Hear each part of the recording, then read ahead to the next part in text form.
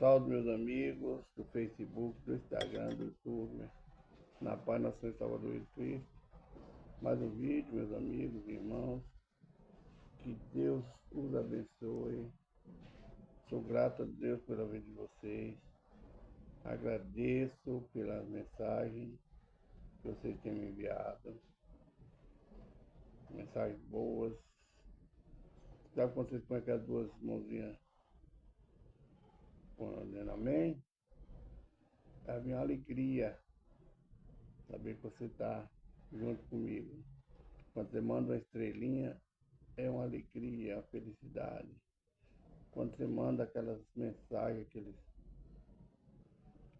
aqueles mini vídeos, desejando bom dia, tudo é uma paz na minha vida. Saber que tem pessoas junto comigo, tem pessoas me acompanhando. Eu abri esse vídeo em 2017, foi na época da pandemia. E até hoje eu cheguei a 277 inscritos no YouTube. Eu não sei enviar mensagem pelo YouTube, eu não sei gravar assim. Minha filha que envia os vídeos, mas eu aprendi, graças a Deus, no Face, no Messenger, enviar minha mensagem para vocês, no Instagram também. Então, eu me sinto feliz com vocês. Agora também abri lá no TikTok. O TikTok tem muitas visualizações, tem mais de 6 mil visualizações, né? Compartilhamento, quer dizer. O TikTok é só 10 minutos. Tem pessoas também que incentivam a gente. Incentivam pelas mensagens. Obrigado por vocês, de coração. Vocês moram no meu coração. E cada vez que eu recebo a mensagem de vocês, ou pedindo oração, ou agradecendo, eu me sinto mais no dever de gravar um vídeo. E me sinto no dever de agradecer vocês e abraçar vocês. E orar por vocês. Por isso, muitas pessoas saíram da minha lista de amigos. Quem tinha quase 6 mil, 5.900, caiu para mim dos 1.390. Mas as pessoas que saíram, que eu não tenho mais, eu continuo com ela na minha lista, no meu caderno, e apresento minha oração. Que Deus abençoe vocês. Vamos para mais um vídeo, senão eu vou ficar aqui enchendo a abobrinha e não vou falar nada, né? Então vamos começar assim. Pai, obrigado, Senhor, por mais um dia, obrigado pela noite de repouso.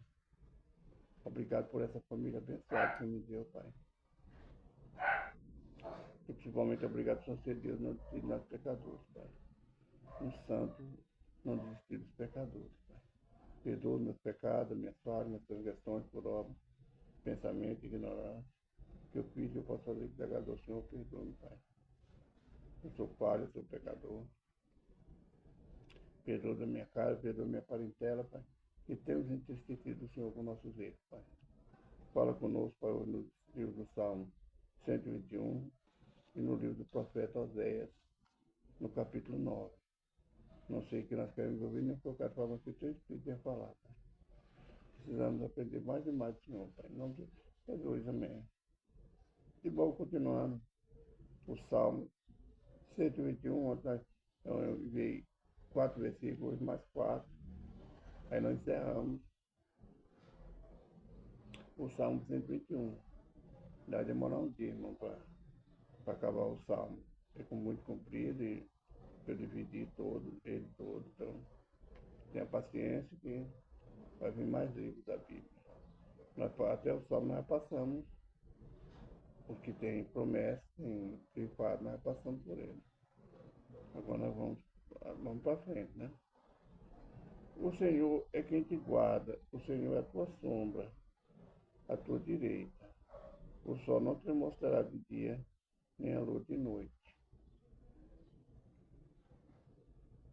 O Senhor é o nosso guarda fiel. Só Ele que nos guarda. Ele é a nossa sombra. Quando fala que Deus é a nossa sombra, Ele nos protege de todo mal. A mão dele está sempre estendida sobre nós. O sol não vai nos molestar. Às vezes a gente reclama, né? O sol está quente demais, quem aguenta esse sol? Deus alivia com a sombra dele. Ele não é tão quente como a gente pensa. Se a gente chegasse e ia até o sol, não conseguiria, que nada chega, né? Derreter, né? E nem a lua de noite. O sol foi para clarear o dia e a lua para clarear a noite. A lua não nos molesta. E tem pessoas, mas na época do axé, aquela lua bem brilhante, ele se incomoda com a luz. A lua muito forte. Teve uma época na minha meninice, a gente morava na casa, a janela era janela de madeira. E tinha uma rachadura que estava uma fresta. E quando aquela luz da lua entrava por aquelas frestas, eu ficava assustado. Mas a lua não foi para nos molestar, não foi para nos inquietar. Ela foi para brilhar para nós, para nos alumiar o nosso caminho à noite. O sol também, ele foi feito para regar a terra, para nos dar a vitamina D, o remédio. Então nada que Deus faz, ele não nos molesta, ele não nos machuca. Foi Deus que fez. E a mão dele está sempre nos protegendo, a sombra dele. Nós estamos guardados debaixo da sombra do nosso Deus. Nada pode ir contra nós. O Senhor te guardará de todo mal. Ele guardará a tua saída. O Senhor nos guarda de todo mal. Não há mal que nos toque. Ele guarda a nossa alma de toda angústia, de toda tribulação, de toda dor. É o nosso guarda fiel, é Deus que nos guarda. Elevo meus olhos para o mundo, onde virá meu socorro? Nosso socorro, a nossa proteção, que protege a nossa vida, a nossa alma, a nossa carne, é somente Deus. Por amor a nós, é o nome dele. O Senhor guardará a tua entrada e a tua saída, desde agora e para sempre. Quando você sai, vai trabalhar, Deus te guarda. Quando você entra no teu trabalho, na tua escola, ou no comércio, onde você for, Deus te guarda. Não naquele momento que você está saindo de casa, para o trabalho, ou para um passeio, ou voltando para casa. Ele te guarda para sempre. Quando você sai, ele te guarda. Quando você está no seu trabalho, na sua escola, na sua igreja, ele te guarda. Quando você volta para casa, ele te guarda no caminho. E na tua casa, ele te guarda. Ele nos guarda, é nosso guarda fiel. Essa é a palavra do Salmo 121, versículo 5, 6, 7 e 8. É bom a gente meditar na palavra do Senhor. Eu gosto, não. Ontem a minha meditação ficou 3 horas. Eu falei para minha esposa, eu me senti cansado, terminou. Mas aquele cansaço, para tentar aprender mais, buscando discernimento. E o cansaço, por causa da dor do meu corpo. Mas nada vai impedir eu de andar com o Senhor, de fazer a obra do Senhor, de estudar, para querer aprender mais e mais de Deus. Esse é meu desejo, é meu sonho. Cada dia mais aprender. Agora nós vamos para o livro de Oséias, no capítulo 9. A angústia trazida pelos pecados e idolatria. Irmãos, quando você reconhece o seu pecado, quando eu reconheço o meu pecado, dá uma angústia, né? Principalmente quando a gente confessou Jesus como nosso único e suficiente Salvador. E a gente lembra dos nossos pecados, nossos erros, da tristeza, da angústia. e sabendo que diante daquele pecado, se não houver arrependimento, se nós matamos alguém, o juízo, a justiça de Deus vem sobre nós. Nos deixa angustiados, nos deixa até doentes, irmão. É a angústia que traz o pecado. Quem peca e soube, sabe que está pecado e não consegue consertar o erro, ele não é uma pessoa alegre, ele é uma pessoa angustiada, porque ele sabe que vem. Aonde ele errou, vai vir sobre ele. O mal que eu desejei,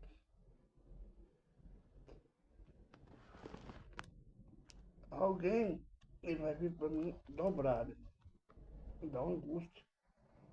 Porque quando a gente sabe, a gente conhece a palavra, está aprendendo a palavra, nós sabemos que nós erramos, nós sabemos que vai vir sobre nós. E ali dá aquela angústia de esperar. Como será que vem? O que vem? Ou quando uma pessoa erra com a gente, comigo, com você, a gente fica angustiado. Como será que a gente tem a correção dele? Não desejando. Pensando no sofrimento que aquela vida vai ter. Embora muitas vezes as pessoas nos machucam, mas nós não queremos que ela seja machucada. Eu sempre tive esse costume. Antes de eu me converter, tinha muitas pessoas no meu trabalho. Aliás, depois também muitas pessoas não gostavam de mim. Eu preferia trabalhar. Mas a gente tem que ser verdadeiro, irmão. Não é. Então tinha um colega que ele me perseguia demais. Uma certa vez eu vim com 2 baldes de óleo e ele chutou e derramou o óleo. Sujou minha casca dele no sapato. Eu voltei, peguei o resto do óleo, mais de meio balde, joguei em cima dele. Aí ele era muito bravo, ele veio para me agredir. E tinha um material que eu estava desmontando, assim, ó. Ferro pesado, eu peguei, eu falei, pode vir.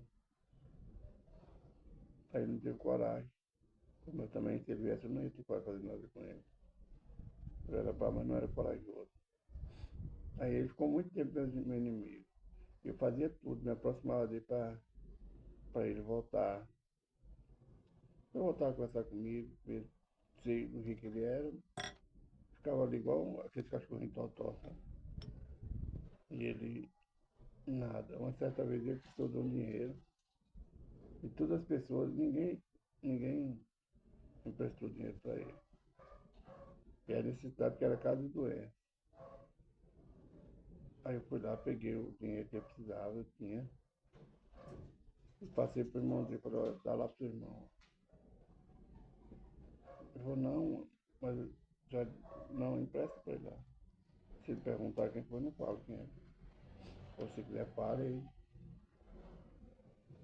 Eu ficava atrás da pessoa para não ficar aquele clima ruim. Depois que ele fez o tratamento da esposa dele, ficou sabendo, ele tornou uma pessoa mais próxima a mim. Eu não confiava nele, né? O homem é muito falso, mas ele mudou. Qualquer coisa me procurava, qualquer dificuldade. Mudou comigo, mas a gente tem essas coisas. E eu ficava angustiado quando a pessoa virava as costas para mim. Eu sabia, as pessoas que me perseguiam eram muitas mesmo no meu trabalho, inclusive meu chefe, aquilo me dava angústia. Aonde eu errei? Por quê? Uma certa feita, eu conversando com o irmão nessa época, ele era crente, ainda não era. Aí ele me explicou, ele foi falar comigo. Não, isso é problema dele, não é seu. Você faz sua parte, seu serviço. Ele me explicou tudo, ali a gente conversou muito tempo. Aí a gente não, eu não, nunca fui de guardar nada. Eu falei, você, por quê? Por que você é desse jeito comigo? Você diz que é crente e você me trata desse jeito. Ele falou, eu te trato. Não, eu trato não.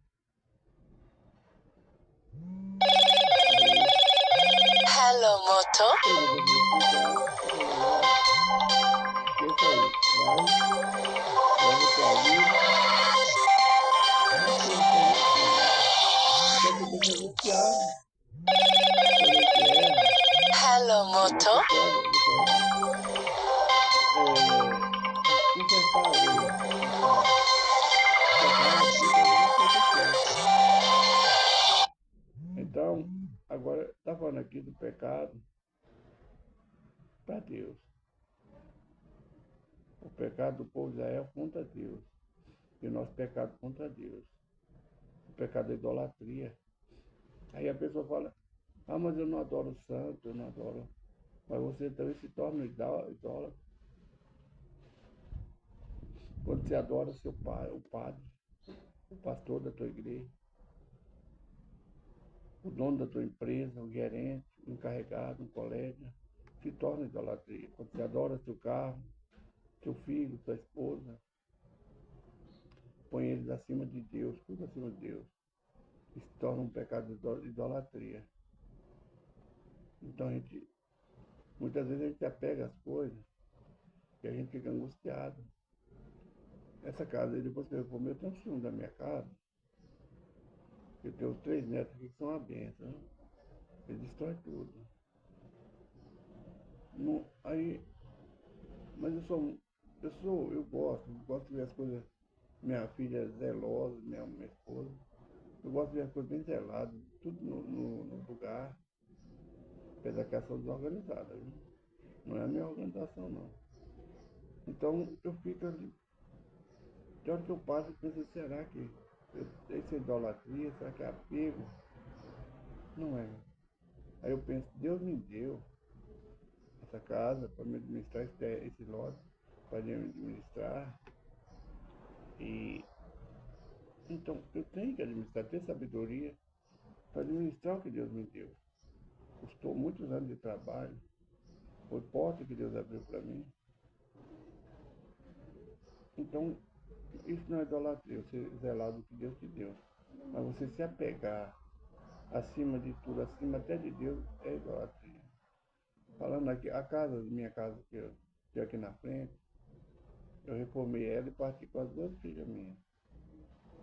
Uma tem 4 filhos e a outra tem uma filha. A casa, de reformadinha, tudo arrumadinha. Ela está destruída por dentro, acabada. Isso aí também, irmão, é um pecado. Você destruir uma bênção que Deus te deu. Que Deus te deu uma moradia, um lugar para você morar. Você não consegue, mesmo seja de aluguel, porque não é teu, você não consegue. Isso é um pecado. Deus abomina o pecado. Então vamos ler lá o pecado, a angústia do pecado contra Deus e contra o seu próximo. Porque quando você peca contra o seu próximo, você está pecando contra o próprio Deus. Não te alegres, ó Israel, não exultes como os povos, porque ao prostituir-te, abandonaste o teu Deus. Amaste a paga de meretrizes e sobre todas as eiras de trigo. A ele e o lagar não os manterão e o vinho lhe faltará. Na terra os do Senhor não permanecerão. Efraim tornará ao Egito e na Síria comerão comida imunda. No Egito, nesse mundo, nós comemos comida imunda, comida dos ídolos, na casa, na presença de Deus, quando nós não praticamos idolatria. Não embebedemos com a coisa desse mundo. Nós estamos comendo a coisa de Deus, bebendo o que é de Deus. Quando a gente volta, sai do caminho do Senhor, começa a praticar o erro, volta para a idolatria, volta para a mentira, volta a apego às coisas do mundo, nós estamos comendo só coisa do mundo. Deixamos o maná de Deus e voltamos para o Egito para comer imundícia desse mundo. Não derramarão libações de vinho ao Senhor, nem lhe agradarão as suas ofertas. Os seus sacrifícios serão como pão de pranteadores. Todos os que irem comer serão imundos, porque o seu pão será somente para si mesmo, não entrará na casa do Senhor. A nossa fé, a nossa ajuda para o próximo, para a igreja, para a casa do Senhor, se ela for imunda, ela não entra na casa do Senhor. Ela entra, você entrega seu dízimo. Se for um dízimo injusto, o dirigente da igreja pega, mas ela não entra lá na mão do Senhor. O Senhor não tem conta daquele dízimo, daquela oferta, que não foi feita de coração. Às vezes, com dinheiro, tem pessoas que têm dinheiro ilícito. Eu conheço pessoas que furtam e dá de cima. Não, Deus não recebe aquilo. O líder da tua igreja pode até receber, mas Deus não recebe. Ele não é contado como o dízimo seu. Ele é contado como um pecado. Jesus Cristo fala, quando você levar a sua oferta, se você tem alguma coisa contra o teu irmão, deixa a tua oferta, vai lá e reconcilia com o teu irmão e traga a oferta. Então, a nossa oferta, a nossa oração, quando a gente ora ao Senhor, quando a gente está fazendo alguma coisa na casa do Senhor, ou na rua, onde for, ajudando uma pessoa necessitada, se nós temos alguma coisa contra alguém, temos que voltar a pedir perdão àquela pessoa. E se nós não encontrarmos a pessoa, devemos dobrar nosso joelho, nós levar a nossa ajuda, a nossa fé, pedir perdão ao Senhor. Senhor, eu pequei contra fulano, eu errei, mas eu estou arrependido. Não tenho mais como encontrar aquela pessoa. Eu quero que o Senhor me perdoe. E perdoe ela também. Você pode pegar a sua ajuda, a sua fé, e levar que Deus recebe. Não seja uma oferta de coisa ilícita.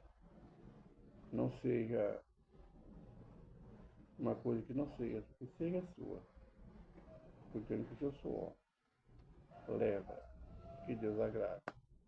Desde que seja coração. Tem pessoas que ofertam nas igrejas. Já vi pessoas, quando eu era menino, eu via muito isso. Elas iam lá no pé do santo, errado, viu? Mas eu via, eu era menino, não entendia nada. Elas punham ali uma oferta, não sei, no seu tempo tinha isso. Eu a igreja que eu ia lá em Anápolis, eu estudava no colégio. Fiquei um tempo só na igreja de freira. E nas missas eu via as pessoas colocando dinheiro lá no pé daquele santo. Depois ela ia lá e tirava. E aquela filha, a pessoa pô, depois ela ia lá, ou então tirava até mais. Eu já vi isso, né? Talvez ele colocou a oferta, mas não foi de coração. Só para fazer, aparecer para o homem. Ele foi lá e tirou. Eu já vi também uma vez na igreja, na salva, o irmão, ele pegou, ele estava em cima do corpo. Eu até comentei isso com o nosso pastor da época. Ele colocou uma, pegou a cadeira na carteira, foi na salva, pôs a mão lá na salva. Depois tirou e pôs dinheiro no bolso. Ele não pôs a oferta. Isso tudo é pecado, irmão. Homem que não dá oferta porque está idolatrando a oferta, o dinheiro, é um pecado. Isso deixa, se ele não se angustia por causa disso, as pessoas que veem ficam angustiadas. Acabou o tempo, irmão. Então vou ficar sem oração mais hoje, porque o vídeo não dá. Jesus Cristo está voltando, irmão. Jesus te ama, eu também te amo. Que Deus abençoe. Um abraço, irmão Jorge.